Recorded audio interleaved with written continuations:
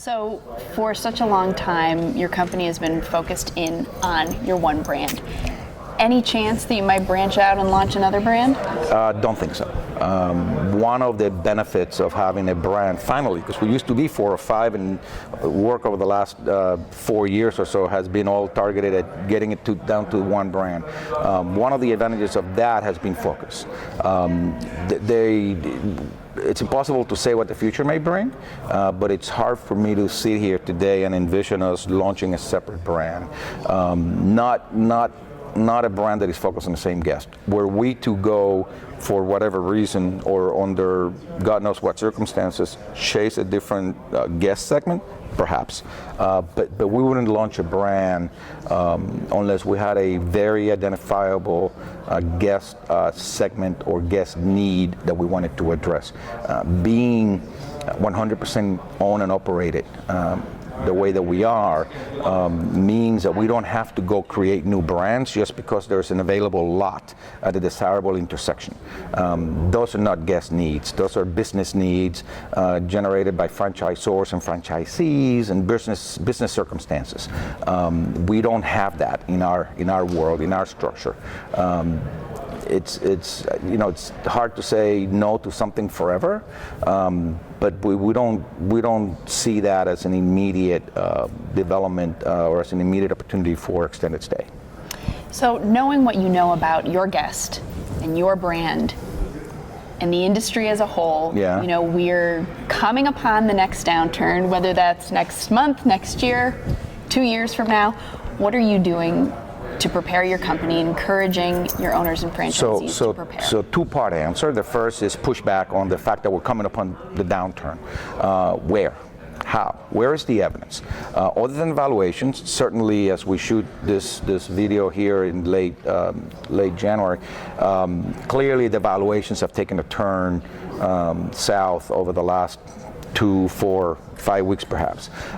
So clearly that's evident there. But the fundamentals of the business across the entire industry are not indicative of that kind of turn. So as I hear a lot of folks talking about, the downturn is upon us. Where is it? The last couple of 3 downturns have been initiated or have been sparked by drastic events. No drastic event has happened, not here, and God forbid one was to happen, but the downturn, clearly evident in valuation, hasn't really happened in the fundamentals, not that we can discern. We'll see as we're entering earnings season how the different players announce. I know what our business looks like, and there's no downturn evident in the fundamentals of the business. Now, to the second part of your question as to what we're doing. For us, the answer begins and ends with the guest. Our guest, because of its nature, his nature, her nature, is somewhat immune to some of these economic pressures. We have over 40% of our business in 30-plus night length of stay guests. They're very stable. These are project people, whether it's an IT project or a construction project. Discretionary business travel can end abruptly. When someone is in the middle of building a bridge, they're not going to end abruptly. The bridge is going to get finished, right?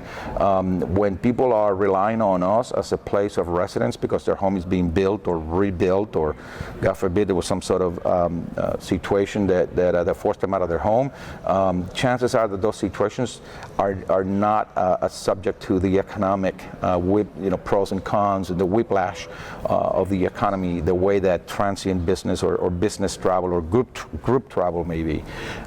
We haven't seen, for example, over the last few months, the impact on the dollar strength in people from abroad not coming as often or not coming in as big a group to the U.S.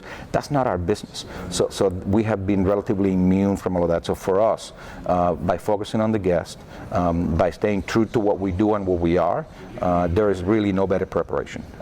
Maintaining our triangle teams that I mentioned before, focused on operating efficiently, is the best antidote for anything that may come.